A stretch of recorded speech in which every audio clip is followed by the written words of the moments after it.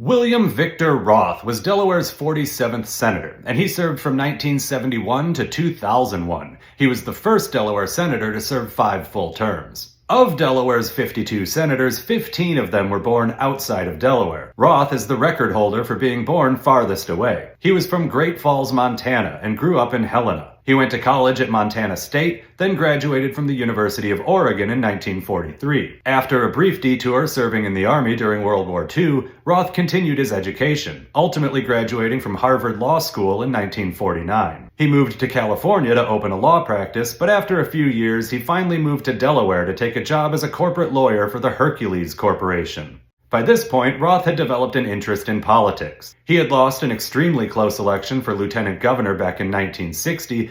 In 1966, he ran for Congress and defeated incumbent Harris McDowell. He was re-elected in 1968, again defeating McDowell. In 1970, after Senator John J. Williams announced he would not seek a 5th term, Roth decided to run for the open seat. And he was successful. He defeated a potato farmer called Jacob Zimmerman with ease. Roth was re-elected in 1976, 1982, 1988, and 1994. In the year 2000, Roth was 79 years old and was already the oldest senator in Delaware history. But instead of retiring, he decided to run for a 6th term. Which is ironic, considering that back in 1970, when Senator Williams proposed a constitutional amendment setting a mandatory retirement age for Congress, a then 49-year-old Representative William Roth was the one who introduced it in the House. Funny how things can change over the course of 30 years. Roth was defeated by Delaware Governor Tom Carper. It wasn't close, but it wasn't a landslide either, which is concerning. Whenever a candidate in any race is a 79-year-old with health issues, there shouldn't be 142,000 people voting to send that person back for another 6 years. Unsurprisingly, Roth did not have a long post-Senate life. He died in Washington, D.C. in 2003. A quick fun fact about him, though.